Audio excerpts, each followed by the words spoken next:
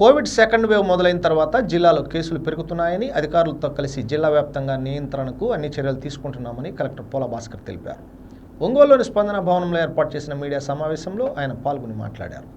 Covid నియంత్రణకు vaccination కార్యక్రమాన్ని వేగవంతం చేస్తున్నామని అన్నారు. హెల్త్ కేర్ వర్కర్స్ మరియు ఫ్రంట్ లైన్ వర్కర్స్కు రెండవ విడత వ్యాక్సినేషన్ను వేగవంతం చేసేందుకు అన్ని చర్యలు తీసుకుంటున్నట్లు కలెక్టర్ తెలిపారు. ఇందులో మున్సిపల్ విభాగానికి సంబంధించిన సిబ్బంది కొంత వెనుకబడి ఉన్నారని అన్నారు. వీరికి పూర్తి స్థాయిలో పరీక్షలు జరిపి యోగ్యత కలిగిన అందరికీ వ్యాక్సినేషన్ అందించనున్నట్లు తెలిపారు. 45 నుండి 60 సంవత్సరాల వయసు గల సాధారణ ప్రజలకు గురువారం నుండి రెండవ డోసు ప్రారంభిస్తున్నట్లు కలెక్టర్ తెలిపారు. జిల్లాకు 40,000 వ్యాక్సిన్ వచ్చాయని మరో 25,000 వ్యాక్సిన్లు రానున్నట్లు తెలిపారు. నమస్కారం తెలియజేస్తున్నా. ప్రకాశం జిల్లాలో ప్రభుత్వం నిర్దేశించినటువంటి మార్గదర్శకాల ప్రకారం కోవిడ్ యాక్టివిటీస్ అన్నింటినీ కూడా ఇంప్లిమెంట్ చేస్తున్నాం. ముఖ్యంగా సెకండ్ వేవ్ మొదలైన తర్వాత కేసులు చాలా ర్యాపిడ్గా పెరుగుతున్నాయి. దీనికి తగ్గట్టుగా మనము అన్ని చర్యలు కూడా తీసుకుంటున్నాం. జిల్లా యంత్రాంగం అంతా కూడా అప్రమత్తమైంది. ముఖ్యంగా ఈ కోవిడ్ ఆపరేషన్స్లో as on now very important activity ఏంటంటే వ్యాక్సినేషన్ ప్రోగ్రామ్. దీనికి సంబంధించి మనం ప్రభుత్వం నిర్దేశించిన దాని ప్రకారం 3 కేటగిరీలు ఉన్నాయి. మొదటిదేమో హెల్త్ కేర్ వర్కర్స్, రెండోదేమో ఫ్రంట్ లైన్లో పనిచేస్తున్నటువంటి వర్కర్స్, 3 ప్రయారిటైజ్డ్ జనరల్ పాపులేషన్. ఈ ప్రకారం చూసినప్పుడు ముందుగా హెల్త్ కేర్ వర్కర్స్ అందరికీ ఫస్ట్ డోస్ సెకండ్ డోస్ దాదాపు 40,000 మందికి పూర్తి చేశాం. కోవిడ్లో ఇంపార్టెంట్ క్రిటికల్ రోల్ ప్లే చేసేది హెల్త్ కేర్ వర్కర్సే కాబట్టి వాళ్ళందరికీ కూడా వ్యాక్సినేషన్ వేసేస్తే వాళ్ళు సురక్షితంగా ఉంటారు. వాళ్ళ సేవలు ప్రజలకి అందజేయడానికి వీలవుతుంది. ఇక రెండో కేటగిరీ అయినటువంటి ఫ్రంట్ లైన్ వర్కర్స్లో police department, revenue department, Panchayati Raj department, municipal administration department, ఈ 4 డిపార్ట్మెంట్కి సంబంధించి పనిచేసే వాళ్ళందరినీ రిజిస్ట్రేషన్ చేశాం. అయితే దీంట్లో రెవెన్యూ పరంగా, పోలీస్ పరంగా, పంచాయతీరాజ్ పరంగా చూసినప్పుడు చాలా వరకు 80% వరకు వ్యాక్సినేషన్ అయిపోయింది. ఈరోజు కూడా జరుగుతోంది. ఒక మున్సిపల్ అడ్మినిస్ట్రేషన్లో శానిటేషన్ వర్కర్సు లేదా వాలంటీర్సు కొద్దిగా వాళ్ళు ముందుకు పోవడం వల్ల అక్కడ కాస్త వెనక ఉంది. మున్సిపల్ కమిషనర్స్కి అందరికీ స్ట్రిక్ట్గా ఇన్స్ట్రక్షన్స్ ఇచ్చాం. ఈరోజు ఇంకా ఎవరైనా సరే ఫస్ట్ డోస్కు డ్యూ ఉంటే వాళ్ళందరినీ సాయంత్రం లోపల వేసే విధంగా చర్యలు తీసుకుంటున్నాం. ఏదేమైనప్పటికీ ఈరోజు సాయంత్రానికి ఈ హెల్త్ కేర్ వర్కర్స్ విషయంలో కానీ, ఫ్రంట్ లైన్ వర్కర్స్ విషయంలో కానీ వ్యాక్సినేషన్ వేయడానికి యోగ్యత ఉన్నటువంటి అందరికీ కూడా వ్యాక్సినేషన్ విధంగా యంత్రాంగాన్ని అప్రమత్తం చేసాం, జరుగుతుంది. ఎవరికైతే కాంట్రా ఇండికేషన్స్ ఉంటాయో డాక్టర్స్ పరీక్ష చేసి వాళ్ళకి మాత్రం వ్యాక్సినేషన్ ఆపేస్తున్నారు. అంటే వాళ్ళకి వ్యాక్సినేషన్ చేస్తే ఇబ్బంది అవుతున్నటువంటి కారణం దృష్ట్యా. ఇకపోతే జనరల్ పాపులేషన్ పరంగా చూసినప్పుడు 45 సంవత్సరాలు పైబడినటువంటి వారందరికీ కూడా మనం వ్యాక్సినేషన్ వేయాలి. అయితే మనకు లేటెస్ట్గా వచ్చినటువంటి వ్యాక్సినేషన్ ఏదైతే 31,500 కోవిషీల్డ్, ఒక 5,000 కోవాక్సిన్, అది కేవలం హెల్త్ కేర్ వర్కర్స్కి, ఫ్రంట్ లైన్ వర్కర్స్కి ఫస్ట్ డోస్ డ్యూ ఉంటే first dose due, second dose due ఉంటే సెకండ్ డోస్ డ్యూ గత 2 రోజులుగా వాళ్ళు కంటిన్యూస్గా వేస్తున్నాం. ఇప్పుడు రేపు గురువారం అంటే 22వ తారీఖున మనం జనరల్ పాపులేషన్తో సహా అందరికి కూడా మళ్ళా ఎక్కడైతే ఇప్పుడు సెషన్ సైట్స్ మనం ఆర్గనైజ్ చేసామో వాటిల్లో ఓన్లీ సెకండ్ డోస్ కంటిన్యూ చేస్తాం. ఓన్లీ సెకండ్ డోస్, నేను రిపీట్ చేస్తున్నా, ఓన్లీ సెకండ్ డోస్. అంటే హెల్త్ కేర్ వర్కర్స్ అయినా, ఫ్రంట్ లైన్ వర్కర్స్ అయినా 40 సంవత్సరాలు పైబడినటువంటి జనరల్ పాపులేషన్ అయినా ఎవరైనా సరే సెకండ్ డోస్ డ్యూ ఉన్న వాళ్ళకి 22వ తారీఖున వ్యాక్సినేషన్ వేస్తున్నాము. ఇప్పుడు మన దగ్గర మొత్తం మీద ఇంకా ఒక 30,000 దాకా ఉంది, ఖాళీ మా వ్యాక్సినేషన్ ఉంది మన అందుబాటులో. ఇంకా ఒక 28,000 అలొకేషన్ ఇచ్చారు, ఇప్పుడు అది కూడా వస్తుంది, ఈరోజు చేరుకుంటుంది అది. కాబట్టి ఎల్లుండి గురువారం మనం వ్యాక్సినేషన్ డెసిగ్నేటెడ్ డే. అయితే ఇది ఎక్కడైతే ఇప్పుడు ప్రైమరీ హెల్త్ సెంటర్సు గ్రామీణ ప్రాంతాల్లో, పట్టణ ప్రాంతాల్లో అర్బన్ హెల్త్ సెంటర్సు, అట్లాగే వైద్య విధాన పరిషత్ హాస్పిటల్స్ అంటే district hospital, area hospitals, community health centres, ఇక్కడ మాత్రమే మనము సెషన్స్ ఉంటాయి.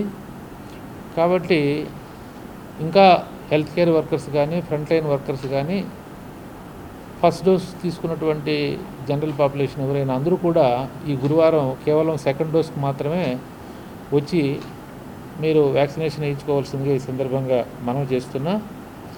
ఇప్పుడు ఫస్ట్ డోస్ పరంగా చూస్తే మొత్తం మీద అన్ని కేటగిరీలు కలిపి 2,89,512 మందికి మనం వ్యాక్సినేషన్ వేసాము. సెకండ్ డోస్ కింద 36,822 మందికి కవర్ చేసాము ఇప్పటి వరకు.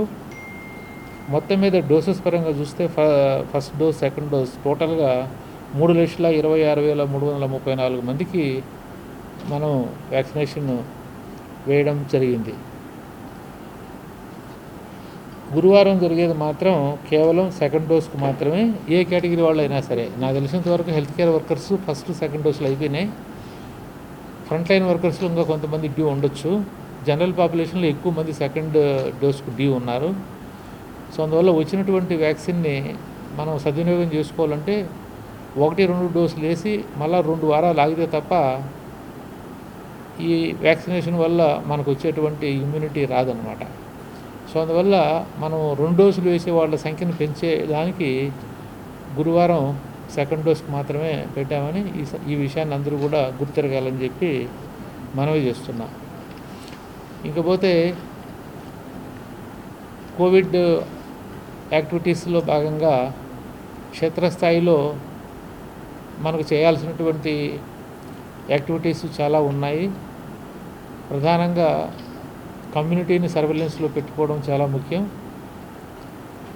మనకు గ్రామ వార్డు సచివాలయాలు ఉన్నాయి కాబట్టి వాటిని ఆధారం చేసుకొని ఈ సచివాలయాల్లో పనిచేసే సిబ్బంది, ఇంకా ఎక్స్టెండెడ్గా పనిచేసే volunteers, Asha workers, Anganwadi workers, ఎస్హెచ్జీల్లో పనిచేసే విఓఏలు, ఎస్హెచ్జీ లీడర్సు, అట్లాగే నరేగాలో పనిచేసేటువంటి ఫీల్డ్ అసిస్టెంట్సు, మేట్సు, వీళ్ళందరికీ కూడా సచివాలయంలో ముఖ్యంగా గ్రామీణ ప్రాంతంలో కన్వర్జెన్స్ మోడ్లో అందరినీ కూడా యాక్టివేట్ చేశాము.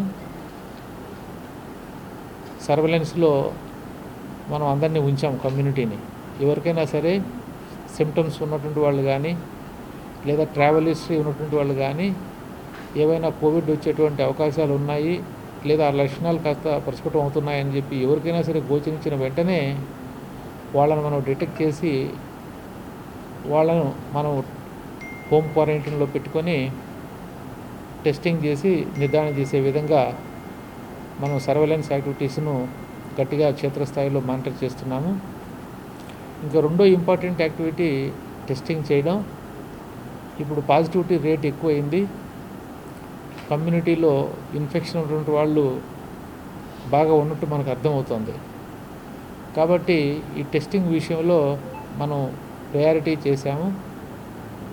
నిన్న వీడియో కాన్ఫరెన్స్లో కూడా మరి స్టేట్ కమాండ్ కంట్రోల్ చైర్పర్సన్ గారిని జవహర్ రెడ్డి గారు కానీ, principal secretary health and family welfare Anil Kumar Singhal గారు, కమిషనర్ భాస్కర్ గారు, వీళ్ళందరూ కూడా మాకు ఇచ్చిన డైరెక్షన్ టెస్టింగ్లు ఏంటంటే ప్రైమరీ కాంటాక్ట్స్ మనం ఎక్కువ ఫోకస్ పెట్టి టెస్ట్ చేయాలి. ఆ తర్వాత మన సర్వేలెన్స్లో మన దృష్టికి వచ్చేటువంటి సిమ్టమాటిక్ కేసెస్ని దృష్టి పెట్టాలి. మూడోది, ఎవరైనా ప్రజలు స్వచ్ఛందంగా వచ్చి మాకు టెస్ట్ ఏం చేయండి అని చెప్పి అడిగే వాళ్ళకి 104 ద్వారా అడిగినా లేదా స్వచ్ఛందంగా సబ్ సెంటర్స్ కానీ లేకపోతే పిఎస్సీలకు యూఎస్సీలకు వచ్చి టెస్టింగ్ చేయండి అని అడిగిన వాళ్ళకి ప్రాధాన్యత పెట్టి టెస్ట్ చేస్తున్నాము. ఇంకా కంటైన్మెంట్ జోన్స్లో ప్రోటోకాల్ ప్రకారం టెస్టింగ్ జరుగుతుంటుంది. సో ఈ టెస్టింగ్ యాక్టివిటీ ఒక ఇంపార్టెంట్. ఇది కూడా మెడికల్ ఆఫీసర్ ఆధ్వర్యంలో జరుగుతుంది, పిఎస్సి కానీ యూఎస్సి కానీ. మూడోది ట్రయేజింగ్ అంటాము. అంటే పాజిటివ్ అయినటువంటి కేసుల్ని మెడికల్ ఆఫీసర్ స్వయంగా అందరినీ ఎగ్జామిన్ చేసి ఆ పేషెంట్ యొక్క కండిషన్ బట్టి స్టేబుల్గా ఉంటే, ముఖ్యంగా అసిమ్టమాటిక్గా ఉంటే కనుక హోమ్ ఐసోలేషన్లోనే పెట్టి రోజువారీగా వాళ్ళని పరీక్ష చేసుకుంటూ మనం అబ్జర్వేషన్లో ఉంచుకుని ట్రీట్మెంట్ ఇవ్వడం. లేదు కండిషన్ సరిగా లేకపోతే మనం కోవిడ్ కేర్ సెంటర్కి పంపాలా లేదా హాస్పిటల్కి పంపాలా అనేది మెడికల్ ఆఫీసర్ డిసైడ్ చేస్తాడు. దాన్నే మనం ట్రయేజింగ్ అంటాం. దీన్ని రోజువారీగా వచ్చినటువంటి అన్ని పాజిటివ్ కేసులను అదే రోజు ట్రయేజింగ్ చేసే విధంగా మానిటర్ చేస్తున్నాం. ఇంకా మూడోది ఇంపార్టెంట్ యాక్టివిటీ, నాలుగోది ట్రేసింగ్. పాజిటివ్ కేసు ఏదైనా నిర్ధారణ అయిన వెంటనే మనం ఆ కేసుకు సంబంధించిన ప్రైమరీ సెకండరీ కాంటాక్ట్స్ అందరినీ కూడా ట్రేస్ చేసి ఎంఎస్ఎస్ పోర్టల్లో మనం సచివాలయ పరిధిలో ముఖ్యంగా మహిళా police, ANM, Panchayat secretary, VRO వీళ్ళంతా చేస్తున్నారు. దీని ద్వారా వచ్చే ప్రైమరీ కాంటాక్ట్స్ని వెంటనే మనం టెస్టింగ్కి ఏర్పాటు చేసుకుంటున్నాం. ఈ ప్రైమరీ కాంటాక్ట్స్ యొక్క డేటా కూడా సచివాలయం స్థాయిలో అప్లోడ్ అయిన వెంటనే అది కంట్రోల్ రూమ్ కూడా డేటా పుష్ అవుతుంది. కలెక్టరేట్లో 24 గంటలు మనం కంట్రోల్ రూమ్ పెట్టాము. ఈ కంట్రోల్ రూమ్ ద్వారా ఈ ప్రైమరీ కాంటాక్ట్స్ అందరినీ కూడా మనం మాట్లాడి వాళ్ళకి దగ్గరగా పిఎస్సి ఏదైతే ఉందో అక్కడికి టెస్ట్ చేసుకోవడానికి వాళ్ళని మొబిలైజ్ చేయడం. అట్లాగే మెడికల్ ఆఫీసర్స్ అందరినీ ఇదిగో మీ పిఎస్సి పరిధిలో లేదా మీ అర్బన్ హెల్త్ సెంటర్ పరిధిలో ఇంతమంది ప్రైమరీ కాంటాక్ట్స్ ఆల్రెడీ అప్లోడ్ అయ్యి ఉన్నారు, వాళ్ళకి వెంటనే టెస్ట్ చేయండి అని చెప్పి 24 గంటలు మనం ఈ కంట్రోల్ రూమ్ ద్వారా ఈ కాంటాక్ట్ ట్రేసింగ్లో ప్రైమరీ కాంటాక్ట్స్ ఎవరైతే ఉన్నారో వాళ్ళందరినీ టెస్ట్ చేసే విధంగా కూడా మనం మానిటర్ చేస్తున్నామని చెప్పి సందర్భంగా తెలియజేస్తున్నాం. సో అందువల్ల టెస్టింగ్ అనేది చాలా ఇంపార్టెంట్ ఫీల్డ్ యాక్టివిటీ. దీని తర్వాత ఇంకా ప్రజల్ని మీ ద్వారా ఇంకా ముఖాముఖిగా ఇంకా రకరకాల లిటరేచర్ ద్వారా ఈ కరోనా జాగ్రత్తల పట్ల ప్రజలను అప్రమత్తం చేస్తున్నాం. అప్రాపరేట్ కోవిడ్ బిహేవియర్ అంటే మాస్క్ వేసుకోవడం, భౌతిక దూరం పాటించడం, తరచుగా శానిటైజర్ ఉపయోగించి చేతులు శుభ్రం చేసుకోవడం, సోషల్ ఫంక్షన్స్ జరుపుకోవాల్సినటువంటి పరిస్థితి అనివార్యమైతే లిమిటెడ్గా చేసుకోవడం, రిలీజియస్ ఫంక్షన్స్ అన్నీ కూడా అవాయిడ్ చేయడం, అవసరమైతే తప్ప బయటికి రాకుండా ఇంట్లోనే ఉండే విధంగా, ఎక్కడైనా సరే shops, establishments, restaurants, entertainment places ఇట్లాంటివన్నీ కూడా మరి కోవిడ్ నామ్స్ పాటించి నడిపే విధంగా మనం ఒక మెకానిజాన్ని ఏర్పాటు చేసాం. గ్రామీణ ప్రాంతాల్లో అయితే సచివాలయం, సెక్రటరీ, విఆర్ఓ, ఏఎన్ఎం, మహిళా police, welfare and education assistant, అట్లాగే మున్సిపాలిటీస్లో కూడా, అర్బన్ లోకల్ బాడీస్లో కూడా సచివాలయ వ్యవస్థలో ఉన్నటువంటి సిమిలర్ ఫంక్షనరీస్, మున్సిపల్ కమిషనర్ ఆధ్వర్యంలో, మండలాల్లో ఎంఆర్ఓ, ఎంపీడీఓ, పోలీస్ ఆఫీసర్స్ ఆధ్వర్యంలో ఈ అప్రాపరియేట్ కోవిడ్ బిహేవియర్ని ప్రజల్లో ఇన్కల్కేట్ చేయడానికి ముమ్మరంగా డ్రైవ్ ఇస్తున్నాము. మీరంతా చూస్తూనే ఉన్నారు. మండలాల్లో పనిచేసే అధికారులు అట్లాగే పోలీస్ ఆఫీసర్తో సహా అందరూ క్షేత్రస్థాయిలో ప్రజలందరినీ కూడా అప్రమత్తం చేస్తున్నాం. ఇటీవల కాలంలో 20వ తారీఖున ఒక జీవో కూడా వచ్చింది 161. దాని ప్రకారం మాస్క్ వేసుకోకపోతే 100 రూపాయల పెనాల్టీ ఇంపోజ్ చేయాలని పబ్లిక్ ప్లేసెస్లో. సో ఈ రకంగా మనము ఈ అప్రాపరియేట్ కోవిడ్ బిహేవియర్ లేదా ఐఈసీ యాక్టివిటీస్ వీటిని ముమ్మరంగా కంటిన్యూస్గా క్షేత్రస్థాయిలో జరుగుతూ ఉన్నాయి.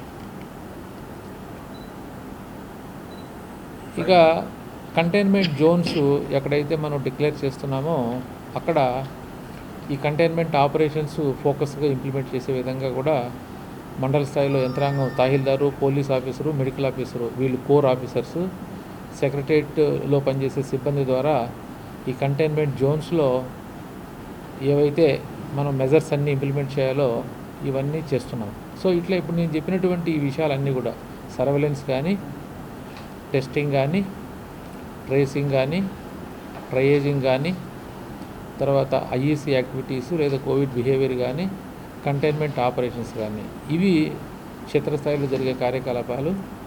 మానిటర్ చేయడానికి జిల్లాలో 18 మంది స్పెషల్ ఆఫీసర్ని వేశాము. ఒక్కొక్కరికి 3 లేదా 4 మండలాలు ఇంక్లూడింగ్ అర్బన్ ఏరియాస్ అప్పచెప్పి కాన్స్టెంట్గా మండల్ లెవెల్ ఆఫీసర్స్తో, మెడికల్ ఆఫీసర్స్తో వాళ్ళు మాట్లాడుతూ క్షేత్రస్థాయిలో యాక్టివిటీ ఎలా జరుగుతుంది అంతా కూడా వాళ్ళు పర్యవేక్షణ చేస్తున్నారు. ఇంకా జిల్లా స్థాయికి వచ్చినప్పుడు మరి హాస్పిటల్ ప్రిపేర్నెస్ అనేది ఒక ఇంపార్టెంట్ కంపోనెంటు. క్షేత్రస్థాయిలో మనం చేసే కార్యక్రమాల వల్ల ఎవరైనా సరే పేషెంట్స్ పాజిటివ్ అయిన వాళ్ళు క్రిటికల్ స్టేజ్లోకి వచ్చినప్పుడు వాళ్ళని మనం అర్లీగా హాస్పిటల్కి తీసుకొచ్చి ట్రీట్మెంట్ ఇవ్వాలి. సో ఆ లాజిస్టిక్స్ కూడా మధ్యలో ఉంటాయి. ఈ రకంగా హాస్పిటల్ ప్రిపేర్నెస్లో భాగంగా మనము గవర్నమెంట్ హాస్పిటల్ మరి జిల్లా హెడ్ క్వార్టర్స్లో ఉంది. దాన్ని ఫుల్ పెడ్జ్డ్గా దాదాపు 1100 బెడ్స్ ఏర్పాటు చేశాము. దాంతోపాటు వైద్య విధాన పరిషత్ హాస్పిటల్స్ అన్నీ కూడా ఎన్ని బెడ్లు మనం ఏర్పాటు చేయడానికి వీలైతే అన్ని బెడ్లు ఏర్పాటు చేశాము. ప్రధానంగా జిల్లా hospital Markapuram, area hospitals Kandukur, Chirala, ఆ తర్వాత 11 ప్రైవేట్ హాస్పిటల్స్ కూడా మనం నోటిఫై చేశాం.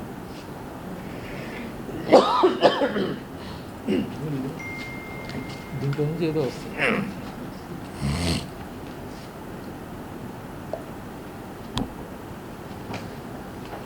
ఈ ప్రైవేటు 11 హాస్పిటల్కి ఒక నోడల్ ఆఫీసర్ని అపాయింట్ చేశాము. ఆ హాస్పిటల్లో అడ్మిషన్స్, అక్కడ ఏర్పాట్లు ఎలా ఉన్నాయి, ఎవరికన్నా ఇబ్బందులు పెడుతున్నారా ఏంటి అనే విషయం మీద వాళ్ళు ఎప్పటికప్పుడు రోజువారీగా తనిఖీలు చేసి చెప్తూ ఉంటారు. అట్లాగే ప్రతి ప్రైవేట్ హాస్పిటల్లో ఒక హెల్ప్ డెస్క్ మన వైపు జిల్లా యంత్రాంగం వైపు నుంచి ఏర్పాటు చేశాము. అది 24 అవర్స్ అక్కడ ఒక మనిషి అందుబాటులో ఉంటాడు. అట్లాగే ఆక్సిజన్ సప్లై ఈ హాస్పిటల్ ప్రిపేర్నెస్లో చాలా క్రిటికల్. మనకు చెన్నై నుంచి సప్లై ఆగిపోయినా వైజాగ్ నుంచి టైఅప్ ఇచ్చారు. ఇంతవరకు అయితే క్రిటికల్ స్టేజ్లకి ఏం మనం వెళ్ళలేదు. నిన్న కూడా 12 KL వచ్చింది. ఇప్పుడు 2 వెహికల్స్ 8 KL మన దారిలో ఉన్నాయి. ఇది ఎగ్జాస్ట్ అవ్వక ముందే ఆ 16 KL కూడా మనకు వస్తుంది. మళ్ళీ ప్లాన్ చేస్తున్నాం. సో ఆక్సిజన్ అనేది కొద్దిగా ఇబ్బందులు ఉన్నప్పటికీ దాన్ని అధిగమించే విధంగా చర్యలు తీసుకుంటున్నాం. అట్లాగే హాస్పిటల్లో వేస్టేజ్ లేకుండా ఎవరికైతే అవసరమో గట్టిగా స్ట్రిక్ట్గా ఇంప్లిమెంట్ చేసే విధంగా ఏర్పాటు చేశాం. అట్లాగే జనరల్ హాస్పిటల్లో ఉన్నటువంటి డాక్టర్స్కి అందరికీ కూడా స్టేట్ లెవెల్ స్పెషలిస్ట్ తోటి ఓరియంటేషన్ కూడా ఈరోజు ఏర్పాటు చేశాం. ఈ పేషెంట్ ట్రీట్మెంట్ చేసే విషయంలో, అంటే పేషెంట్ కేర్ విషయంలో ఎలాంటి మెలకువలు తీసుకోవాలనే దాని మీద కూడా. ఇదే కాకుండా ఇంకా వెంటిలేటర్స్ అన్నీ మనకు హాస్పిటల్ 200 దాకా ఉన్నాయి. ఇబ్బంది ఏం లేదు. ప్రైవేట్ హాస్పిటల్స్, గవర్నమెంట్ హాస్పిటల్ అన్నీ కలిపితే మొత్తం మీద 300 పైచీలకు మనకు వెంటిలేటర్స్ ఫెసిలిటీ ఉంది. ఆక్సిజన్ బెడ్స్ కూడా దాదాపు 850 దాకా ఉన్నాయి. So as on now we are able to handle. ఇక ఆఖరిగా కొన్ని ఏరియాస్లో లోకల్గా రెస్ట్రిక్షన్స్ ఇంపోజ్ చేసే విధంగా కూడా చర్యలు తీసుకుంటున్నాం. ముఖ్యంగా 1వ తారీఖు నుంచి ఈరోజు వరకు వచ్చినటువంటి కేసులన్నీ కూడా రిపోర్టు లెక్క చూస్తే మా ఒంగోలు పట్టణంలో అత్యధికంగా కేసులు నమోదైనాయి. ఆ తర్వాత చీరాల, మార్కాపురం, కందుకూరు, కనిగిరి ఈ అర్బన్ ఏరియాస్లో కూడా కన్సిడరబుల్గా కేసులు రిపోర్ట్ అయినాయి. ఇవే కాకుండా రూరల్ ఏరియాలో కొన్ని మండలాలు మరి సంభవ్ అక్కడ పరిస్థితులు ఏమి వాళ్ళకు ఈ కోవిడ్ ఇన్ఫెక్షన్ స్ప్రెడ్ అవ్వడానికి దోహరించేసో తెలియదు కానీ త్రిపురాంతకం, సింగరాయకొండ, పర్చూరు, తర్వాత టంగుటూరు, వేటపాలెం, దర్శి, కారంచేడు ఈ మండలాల్లో ఇది రూరల్ గ్రామీణ ప్రాంతం అయినా సరే కేసులు గణనీయంగా దాదాపు 100 దగ్గర ఉన్నాయి. సో ఈ రకంగా ఒక 19 అంటే అర్బన్ ఏరియా, మండలాలు అంటే రూరల్ ఏరియాస్ తీసుకుంటే ఒక 19 ప్లేసెస్లో లోకల్గా కొన్ని రెస్ట్రిక్షన్స్ ఇంపోజ్ చేయడానికి ఈరోజు ఆర్డర్స్ ఇవ్వబోతున్నాం. దీని పర్యవసానం ఏంటంటే ఉదయం 6 గంటల నుంచి 10 గంటల దాకా 4 గంటల పాటు ఎసెన్షియల్ సర్వీసెస్, ఎసెన్షియల్ కమ్యూనిటీస్ తెచ్చుకోవడానికి పర్మిట్ చేస్తాము.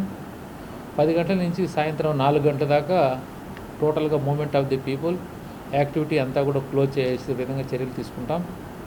4 గంటల నుంచి 6 గంటలకు మళ్ళీ 2 గంటలు సాయంత్రం పూట మళ్ళా ఓపెన్ చేసి ఏదైనా ఎసెన్షియల్ సర్వీసెస్, ఎసెన్షియల్ కమ్యూనిటీసు ఇట్లాంటివి ఏదైనా ఉంటే ఆ రిక్వైర్మెంట్ మీట్ అవ్వచ్చు. మళ్ళీ సాయంత్రం 6 AM నుంచి తెల్లారి 6 AM దాకా టోటల్గా మూమెంట్ ఆఫ్ ది పీపుల్ కానీ యాక్టివిటీస్ కానీ పర్టికులర్గా ఈ 19 ప్లేసుల్లో మనం ఈ రెస్ట్రిక్షన్స్ ఇంపోజ్ చేసే విధంగా ఆర్డర్స్ జారీ చేస్తున్నాం. దీనివల్ల ఎక్కడైతే మనకు ఇప్పుడు ఆల్రెడీ కేసులు ఎక్కువ ఉన్నాయి కాబట్టి అక్కడే మనకు ఫాస్ట్గా స్ప్రెడ్ అవుతుంది. ఈ రకంగా నేను రెస్ట్రిక్షన్స్ లోకల్గా చేయకపోతే ఇంకా అక్కడ ఎక్కువ కేసులు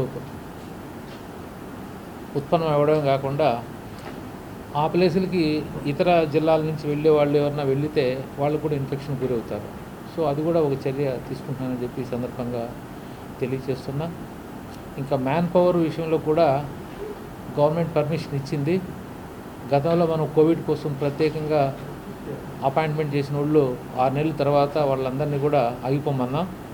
మళ్ళీ గవర్నమెంట్ కోవిడ్ కోసమే నియమించిన వాళ్ళందరినీ కూడా ముందుగా 3 నెలలు ఎక్స్టెన్షన్ ఇచ్చారు. ఏప్రిల్ 1 నుంచి అందరినీ కూడా మళ్ళా జాయిన్ అవ్వమని చెప్పి వాళ్ళందరికీ ఇన్ఫర్మేషన్ ఇవ్వడం జరిగింది. అట్లా మనం దాదాపు 750 మంది దాకా మనం జాయిన్ అవ్వండి అని చెప్పి వాళ్ళకి ఇన్ఫర్మేషన్ ఇస్తే ఇప్పటి వరకు 500 మంది మాత్రమే రిపోర్ట్ చేశారు. ఇంకా కొన్ని గ్యాప్ ఉన్నాయి. ఆ గ్యాప్ ఉన్నటువంటి వేకెన్సీస్ని కూడా మనం ఫిల్ చేసుకునే విధంగా చర్యలు తీసుకుంటున్నాం. రాబోయే 2-3 రోజుల్లో ఈ 200 పైసీలకు కూడా స్పెషలిస్టులు కానీ, జనరల్ డ్యూటీ మెడికల్ ఆఫీసర్స్ కానీ, స్టాఫ్ నర్సులు కానీ ప్రధానంగా వీళ్ళే అవసరం. ల్యాబ్ టెక్నీషియన్స్, ఇట్లాంటి data entry operators, sanitation workers ఇట్లా అన్నీ ఉన్నారు. ఇప్పుడు మళ్ళీ సర్జ్ వచ్చింది కాబట్టి ఈ మ్యాన్ పవర్ అదనంగా నియమించే విధంగా కూడా చర్యలు తీసుకుంటున్నాం. సో ఈ రకంగా మన జిల్లాలో కోవిడ్ పరంగా తీసుకోవాల్సినటువంటి అన్ని చర్యలు అంటే 5 రకాలుగా దీంట్లో మనకు కనిపిస్తాయి చూస్తే. ఒకటేమో వ్యాక్సినేషన్, రెండోదేమో అప్రాపరియేట్ కోవిడ్ బిహేవియర్ని ప్రజల్లో ఎన్ష్యూర్ చేయడం, 3 ఏమో ప్రాపర్గా టెస్టింగ్ చేయడం, 4 ఏమో ట్రేసింగ్ చేయడం, 5 ఏమో treatment either at home isolation or at COVID care centre or hospital. COVID care centres establish చేయడానికి కొంత టైం పడుతుంది. అవి దశల వారీగా ఇంప్రూవ్ చేసుకుంటూ వెళ్తాం. ఒక 3000 బెడ్ల వరకు ఏర్పాటు చేసే విధంగా చర్యలు తీసుకుంటున్నాం. ఇమీడియట్గా 1000 బెడ్లు ఏర్పాటు అయ్యే విధంగా ఒక 3-4 రోజుల్లో ఏర్పాటు చేస్తున్నాం. మీరు మీకు నేను నమస్కరిస్తాను. 2 పదాలు వాడద్దు. ఒకటి కర్ఫ్యూ అనే పదం వాడద్దు, 2 లాక్డౌన్ అనే పదం వాడద్దు. నేనేం పదం వాడాను? Local restrictions. సో నేను కాన్షియస్గా మాట్లాడినా. దయచేసి అదే పదం వాడితే అంతే. స్థానికంగా కొన్ని అంశాలు పార్టీలనే కదా అక్కడ. లేకపోతే ఇప్పుడు చూడు 4వ తారీఖు నుంచి, నేను 1వ తారీఖు నుంచి కూడా కాదు, 4వ తారీఖు నుంచి ఈ రోజు వరకు ఒంగోలులో 1165 పాజిటివ్ కేసులు రిపోర్ట్ అయినాయి. మార్కాపూర్ అర్బన్లో 266, ఒంగోలు రూరల్ ఈసారి నేను ఫస్ట్ టైం ఆశ్చర్యపోయినా. రూరల్లో 200 కేసులు వచ్చినాయి, 202 కేసులు. నేను 4వ తారీఖు నుంచి లెక్క వేసా. ఇంకా 1, 2, 3, 4 కూడా కొన్ని ఉంటాయి. ఇట్లా చీరాలు చూస్తే 171. రూరల్లో కూడా దాదాపు ఒక 80 కేసులు ఉన్నాయి. వేటపాలెం అది మీకు ఒక బౌల్లాగా ఉంటుంది. చీరాల, అర్బన్, రూరల్, వేటపాలెం కలిపితే కాన్స్టిట్యూన్సీ చిన్నగా మొత్తం 3 కలిపాను అనుకోండి, చీరాల అర్బను, చీరాల రూరల్, వేటపాలెం. మోరార్లెస్ అది మీకు తెలుసు, అది ఎంత ఒక పెద్ద టౌన్షిప్ లాగా ఉంటుంది అంతా. ఆడన్నీ కలిపితే మీకు 300, 350 కేసులు వచ్చినాయి. సో అందువల్ల నేనేం చేస్తున్నానంటే ఇట్లాంటి ఈ ప్లేస్లు ఇప్పుడు నేను మెన్షన్ చేసే ప్లేస్లే. సింగరాయకొండలో 96, కందుకూరు అర్బన్లో 127, పరుచూరులో పరుచూరు అది మేజర్ గ్రామ పంచాయతీ 94, ఇట్లా నాగులుప్పాడు పక్కనే ఉంది 84, టంగుటూరులో కూడా 79. ఇట్లా ఏం చేశానంటే ఒక 19 అర్బన్ ఏరియాస్ తీసుకొని, లేదా మండలం ఎంటైర్ రూరల్ తీసుకుంటే అట్లా ఒక 19 మనం ఈ లోకల్ రెస్ట్రిక్షన్స్ పెట్టుకుంటాం. సో ఉదయం ఒక 4 గంటలు, మధ్యాహ్నం 2 గంటలు జనాలకు వదిలిపెడతాం. ఎసన్ని వాళ్ళు ఏదైనా అవసరాలు ఉంటే తీర్చుకొని, మిగతాది నేను మూమెంట్ రిస్ట్రిక్ట్ చేయకపోతే ఇష్టం వచ్చినట్టు తిరిగేస్తున్నారు, ముఖ్యంగా ఒంగోలులో. ఎలా ఇంకా నేను చేయాలి? ఇంకా అటువంటిప్పుడు ఇంకా ఇప్పుడు ఈరోజు ఆర్డర్స్ ఇచ్చి రేపు మీటింగ్ వేసి ఈ పర్టికులర్ మండలం నుంచే పోలీసు, రెవెన్యూ అందరినీ పిలిపించుకొని వాళ్ళని సెలెక్ట్ చేస్తాం. మిగతా దగ్గర తక్కువ ఉన్నాయి. కనీసం ఇక్కడ నేను రెస్ట్రిక్ట్ చేస్తే ఆ మెసేజ్ మిగతా దానికి వెళ్తారు కదా. ఇప్పుడు ఉదాహరణకి పెద్ద చెరువులోపల్లి పీసీపల్లి చూడండి, చాలా సేఫ్గా ఉంది, అక్కడ మూల 3 కేసులు ఇంతవరకు రిపోర్టెడ్. తర్వాత కొమరోలు 5 కేసులు, అర్ధవీడు 5, ఓలేటి వారిపాలెం 9. ఇవన్నీ సేఫ్గా ఉన్నాయి. 10, 11, 20, 30, 40 అట్లా వచ్చి ఉన్నాయి. సో ఇక్కడ నేను కొద్దిగా యాక్టివిటీ చేస్తే మిగతా దగ్గర ఈ రెస్ట్రిక్షన్స్ లేకపోయినా ఇక్కడ జరుగుతుందని ఒక మెసేజ్ వెళ్ళి అక్కడ కూడా అప్రమత్తం చేస్తాం. అక్కడ గట్టిగా చేస్తున్నాం. ఇప్పుడు ఇంకా ఉధృతం చేస్తాం ఈ వారం అంతా, పోను. సో నేను చెప్పొచ్చేది ఏంటంటే ఈ కోవిడ్ బిహేవియర్ పాయింట్ ఆఫ్ వ్యూలో ప్రజలందరూ అప్రమత్తం లేకపోతే యంత్రాంగానికి కూడా ఒక మేరకే కదా శక్తి ఉంటుంది. నాకు కూడా నాకేమీ అతీంద్రియ శక్తులు ఏమి లేవు కదా. విఠలాచార్య సినిమాలో లాగా మంత్రదండం పెట్టుకొని అందరికీ నయం అయిపోవాలని నేను అనలేను. సో అందువల్ల దీంట్లో చాలా మేనేజ్మెంట్ లెవెల్స్ ఉంటాయి. సో ఫీల్డ్ లెవెల్లో నేను చెప్పిన యాక్టివిటీస్ అన్నీ చేసుకుంటా.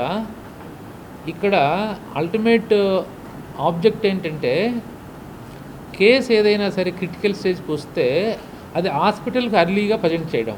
ఇది కరోనాలో ఒక ఇంపార్టెంట్ బెంచ్ మార్క్.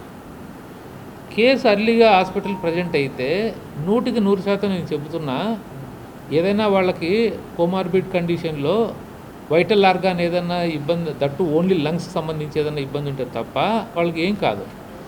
ఆ రకంగా మీరే ప్రత్యక్షంగా చూశారు. జనరల్ హాస్పిటల్లో నుంచి ఎంతోమంది 70 సంవత్సరాలు పైబడినటువంటి వృద్ధులంతా కూడా ట్రీట్మెంట్ తీసుకొని చక్కగా బయటికి వెళ్ళారు. సో అందువల్ల నేను చెప్పొచ్చేది ఏంటంటే ప్రజలు కూడా ఈ స్ప్రెడ్ని అరికట్టకపోతే, నేను టెస్ట్ కూడా లిమిటెడ్గానే చేయగలుగుతాను కదా. ఈ రోజున 4 RT-PCR మెషిన్స్ నా దగ్గర ఉన్నాయి. నేను ఒక్కొక్క VTM వారిగా నేను చేస్తే నా కెపాసిటీ 2500. కానీ ఇప్పుడు శాంపిల్ పూలింగ్ చేస్తున్నాం, 5 పెడుతున్నాం అనమాట. అంటే ఒక ట్యూబ్లో 5 శాంపిల్స్ కలిపి చేస్తున్నాం. సో దానివల్ల ఈరోజు నేను దాదాపు 4000, 5000 మధ్య చేయగలుగుతున్నాను టెస్టింగ్. సో అదే నా కెపాసిటీ. అదే కొద్దిగా ఇన్ఫెక్షన్ వల్ల తగ్గుముఖం పట్టింది అనుకోండి, 5 బదులు 10 వేస్తాను శాంపిల్ పూల్లో. అప్పుడు నేను 6000 పైన చేయగలుగుతాను, 6000, 7000 మధ్యలో చేయగలుగుతాను. సో అందువల్ల ఇప్పుడు ఏంటంటే పాజిటివిటీ రేట్ ఎక్కువ ఉంది కాబట్టి ఇప్పుడు ఒకవేళ నేను పూల్ చేస్తే అట్లా సపోజ్ అన్ని దాంట్లో పాజిటివ్ వచ్చింది అనుకో, మళ్ళీ 5 మందికి ఇండివిజువల్గా చేయాలి, సైకిల్స్ పెరుగుతాయి అన్నమాట. సో ఇట్లా దీంట్లో మీరంతా చాలా విషయాలు కొంత విమర్శనాత్మకంగా వస్తుంటే రావాలి కూడా, నేను కాదనట్లే. బట్ మా వైపు నుంచి మాకు ఉన్నటువంటి కన్స్ట్రైంట్స్, లిమిటేషన్స్ కూడా మీరు అర్థం చేసుకుంటారనే ఉద్దేశంతో ఇవన్నీ చెప్తున్నా. సో అందువల్ల టెస్టింగ్లో మనకు ఈ లాజిస్టిక్స్ అన్నీ ఉంటాయి. శాంపిల్స్ ఫీల్డ్ లెవెల్లో కలెక్ట్ అవ్వాలా, అదంతా కూడా ఇక్కడికి చేరుకోవాలా, దానికి సంబంధించిన డేటా ఎంట్రీ అంతా కూడా మళ్ళీ చేయాలా. ఆ తర్వాత ఇప్పుడు యాజ్ అన్ నౌ మనం ఒక VTMలో 5 పెట్టి శాంపిల్ చేస్తున్న దానివల్ల యాజ్ అన్ నౌ 4000, 5000 మధ్య చేయగలుగుతున్నా. సో అందువల్ల మీకు ప్రైమరీ కాంటాక్ట్స్ నేను అందుకే ఇందాక చెప్పింది, సెకండరీ కాంటాక్ట్స్ కూడా నా దృష్టిలో ఇప్పుడు ప్రయారిటీ లేదు. ఎందుకు? రోజుకి 300, 400 మధ్యలో కేసులు వస్తున్నాయి. సో 300, 400 కేసుల మధ్యలో ఉన్నప్పుడు 400 కేసులు లెక్కలకి తీసుకుంటే యావరేజ్ 5 తీసుకుంటే 4x5 అంటే 2000 మంది ప్రైమరీ కాంటాక్ట్స్ ఎవ్రీడేకి వస్తారు. అంటే 400 కేసులు వస్తే 2000, 300 కేసులు వస్తే 1200. ఇట్లా మనకు ప్రైమరీ కాంటాక్ట్సే నాకు వాళ్ళందరిది శాంపిల్ కలెక్ట్ చేసుకొని మన కెపాసిటీకి వాళ్ళకే సరిపోతుంది అనమాట. సో అందు గురించి ఇందాక నేను చెప్పేటప్పుడు టెస్టింగ్లో ప్రయారిటైజేషన్లో ప్రైమరీ కాంటాక్ట్స్, రెండోది వచ్చేసి సిమ్టమాటిక్ కేసెస్. మనకు క్లియర్ కట్గా కోవిడ్ లక్షణాలతో వ్యక్తులు మనకు తెలిసిపోయారు, డాక్టర్స్గా తెలిసిపోతుంది వీళ్ళకు కోవిడ్ వచ్చినట్టు ఉంది అని. అట్లా వాటికి మనం వెంటనే చేయాలి.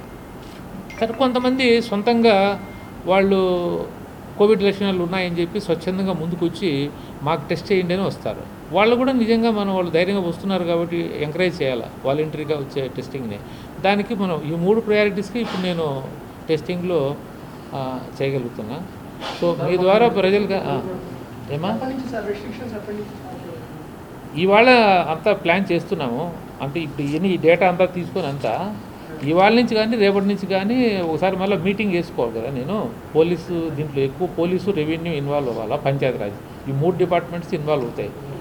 మనకు సెక్రటేరియట్లో వచ్చేటప్పటికి పంచాయత్ సెక్రటరీ, విఆర్ఓ, మహిళా పోలీసు, ఏఎన్ఎం, ఆ తర్వాత వీళ్ళు మనకు అక్కడ ఎన్ఫోర్స్ చేయాలి.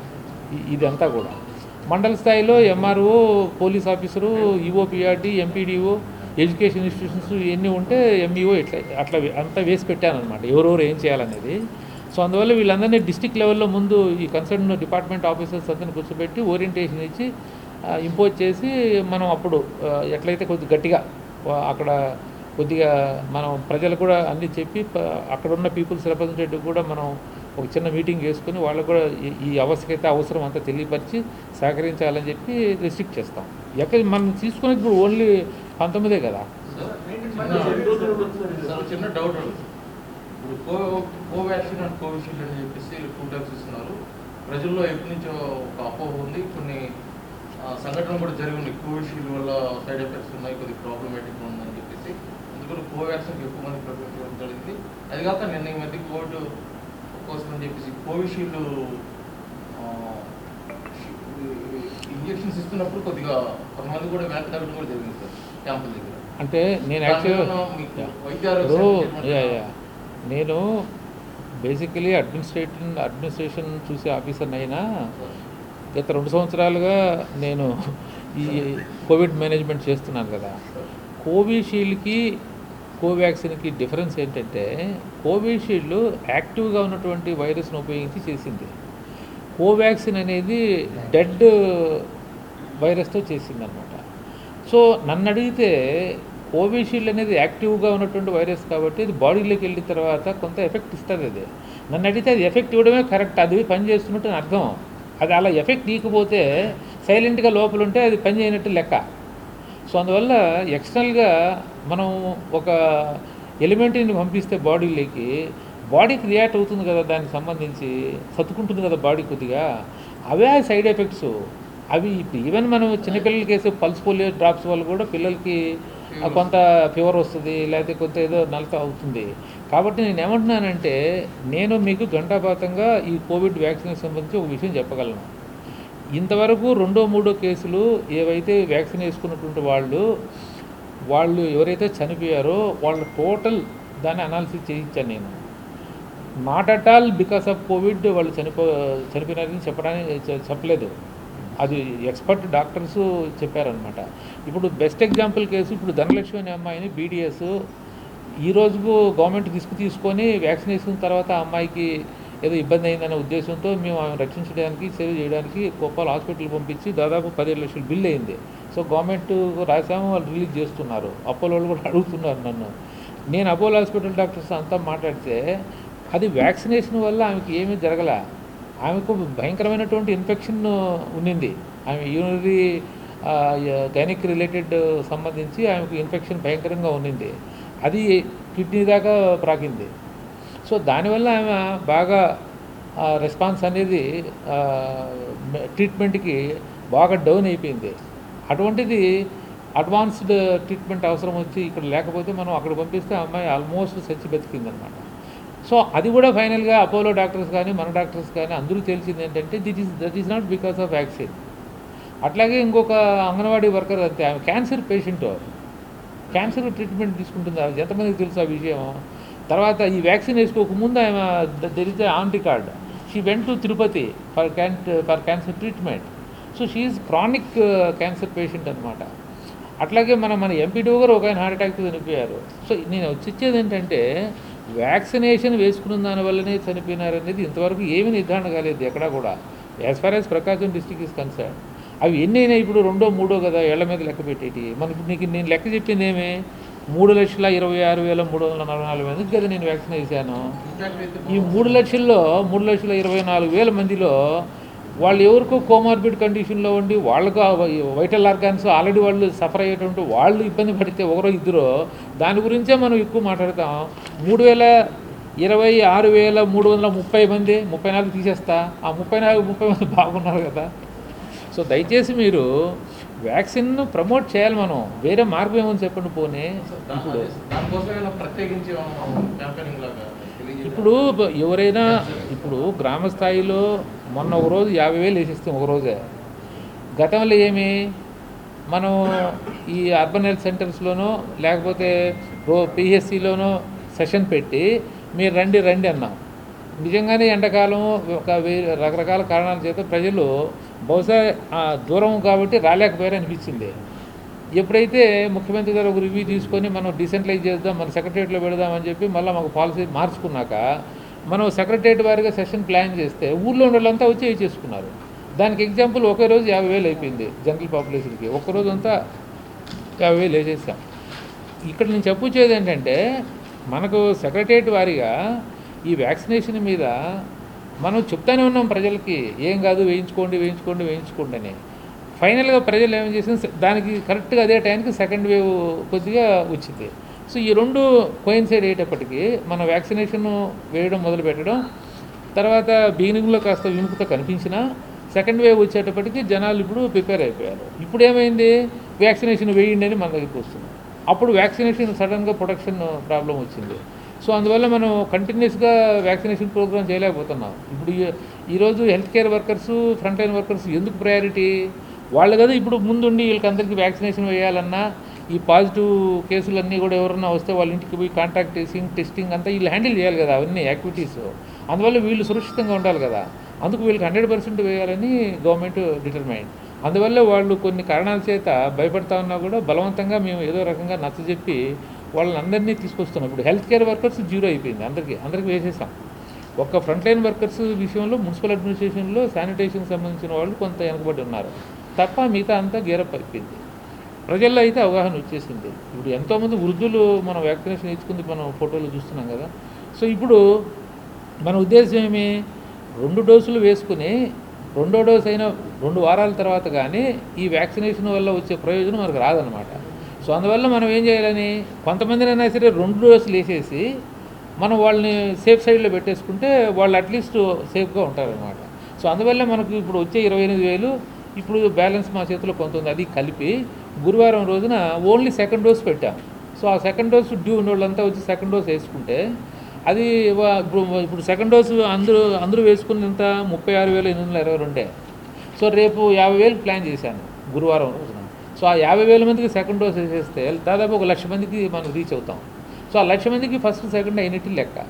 నెక్స్ట్ వచ్చినప్పుడు మళ్ళీ ఏం చేస్తాం, ఒకవేళ ఎక్కువ వచ్చిందనుకోండి 2 కలుపుతుంటాం. ఇక ఫస్ట్ డోసు డ్యూ ఉంటే వాళ్ళని రమ్మంటాను, లేదు రెండోది కూడా కొద్దిగా తక్కువే వచ్చిందనుకోండి అప్పుడు కూడా ఇంకా మిగిలిపోయిన సెకండ్ డోస్కే కవర్ చేస్తాం. సో ఇట్లా ఈ వ్యాక్సినేషన్ ప్రోగ్రాంలో మనం అప్రోచ్ ఎలా ఉండాలంటే మ్యాక్సిమం బెనిఫిట్ వ్యాక్సినేషన్ వల్ల ఏ రకంగా వస్తుందో ఆ రకంగా పోవాలన్నమాట. అందువల్ల ఈ రకమైనటువంటి చేంజెస్ డెసిషన్ మేకింగ్లో, అంతే తప్ప వేరేది ఏం కాదన్నట్టు. సపోజ్ ఎంతమంది ఉన్నారో అంతమందికి ఫస్ట్ డోస్కి ఎంత, సెకండ్ డోస్కి ఎంత అని లెక్క వేసుకుని ఆ లెక్కను చూస్తే జిల్లాలో మనకు మొత్తం 6 లక్షల మంది అయ్యారు. ఈ 6 లక్షల మందికి 12 లక్షల డోసు నాకు ఒకేసారి ఇచ్చారనుకోండి, నేను కంటిన్యూస్గా ఒక వారము 15 రోజులు పెట్టేసి ఫస్ట్ డోస్ ఉండేవాళ్ళు ఫస్ట్ డోసు, సెకండ్ డోస్ ఉండేవాళ్ళు కంటిన్యూస్ చేసి పడేస్తాం, వాడికి అయిపోద్ది. బట్ అలా కాదు కదా, ఇది ప్రొడక్షన్ అనేది మన చేతిలో కూడా లేదు కదా, వాళ్ళు కూడా రా మెటీరియల్ డిఫిసిట్ కూడా అంటున్నారు. So there are so many logistics కదా.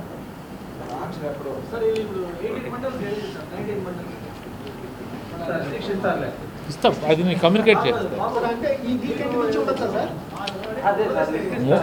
రేపు ఈరోజు హాలిడే కదా, ఈరోజంతా నేను కూర్చొని అంతా డ్రాఫ్టింగ్ చేసుకున్నా. మీరు చూస్తున్నారు కదా, ఇంపార్టెంట్ ఏంటి అయితే నేనే కూర్చొని చేసుకోవాలి, అంతా తయారు చేశాను. రేపు బాబు ఒక్క నిమిషము, రేపు ఇస్తానులేండి. ఈరోజు అయితే కొంతంగా రేపు ఫస్ట్ అవర్లో మీటింగ్ పెడతాను. ఒంగోలు లేకపోతే ఇదే కదా ఎక్కువ. నేను మీకు చెప్తాను కదా ఇందాక, Ongole urban రూరలు, Chirala urban రూరలు, Vetapalem Markapuram urban rural, Kandukur rural లేదా అర్బన్ చూపిస్తాను. బ్యాంక్స్ కానీ లేకపోతే ఆఫీసులు కానీ లేకపోతే పెట్రోల్ బంక్స్ కానీ ఎల్పిజి ఇవి కానీ తర్వాత ఇట్లాంటివన్నీ ఏదైతే మనం జీవించడానికి అవసరమైన ఎసెన్షియల్ సర్వీస్ పర్మిట్ చేస్తాను. ఏం ఒక 10 రోజులు ఇబ్బంది లేదనుకున్న సర్వీసు ఆపుతాము. ఆ ఎసెన్షియల్ సర్వీస్ కూడా ఉదయం 4 గంటలు సాయంత్రం 2 గంటలు ఇస్తుంది కదా, అప్పుడు ఏ షాప్ అయినా ఓపెన్ చేసుకొని తెచ్చుకోవాలంటున్నా. మిగతా టైంలో బంద్ చేసుకోవాలంటున్నా. ఇంట్లో ఉండాలి జనాలు, అప్పుడు కొద్దిగా కట్టట్లేక వస్తుంది. లేకపోతే ఇప్పుడు ఒంగోలులో పోయినసారి చూశారు కదా, అంటే ఈసారి మనకు అదృష్టం ఏంటంటే స్ప్రెడ్ అవుతుంది ఇన్ఫెక్షన్, అందరికీ ఇన్ఫెక్షన్ వస్తూ ఉంది. కానీ అది మనిషిని కొద్దిగా మన ప్రకాశం జిల్లా వరకు ఎందుకో మరి ఇంతవరకు 15 డెత్లో. సో మన వాళ్ళు గట్టిగా ఉన్నారు. మరి మీరు బయట అంతా ఎక్కడెక్కడో జరిగి ఎంత పేపర్లో రాస్తున్నారు కానీ ప్రకాశం జిల్లాలో మాత్రం బాగానే ఉంది. ఆ 15 కేసులు కూడా కావాలి డేట్లు ఇస్తా, అవన్నీ కూడా కోమార్బిడ్లో ఉన్నారు. ఇంకా మనకి అంటే ఏబుల్ పీపుల్ ఎవరు కూడా వాళ్ళు they are able to withstand, treatment తీసుకుంటే చక్కగా వెళ్ళిపోతున్నారు. Thank you very much. మీకు నాకు అడిగారు కొంతమంది మిత్రులు, గురువారం వచ్చే దాంట్లో ఆ రోజు ఈవినింగ్లో మీకు మార్నింగ్ కానీ నేను కమ్యూనికేషన్ ఇచ్చి ఏర్పాటు చేద్దాం.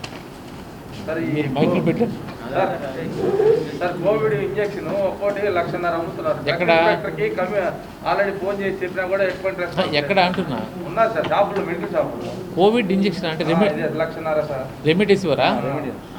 ఇది సిప్లావర్ డబ్ల్యూజిఎం అదే ఏమా 1,50,000. సరే, నేను ఒకసారి దాని మీద డ్రగ్ ఇన్స్పెక్టర్ని పిలిపించి కొద్దిగా ఆల్రెడీ 10 షాపులు ఉన్నాయని చెప్పాను సార్, వాళ్ళు ఫోన్ దాటేస్తున్నారు డ్రగ్ ఇన్స్పెక్టర్లు. నాకు విషయం ఫ్లాగ్ చేశారు కదా, ఐ విల్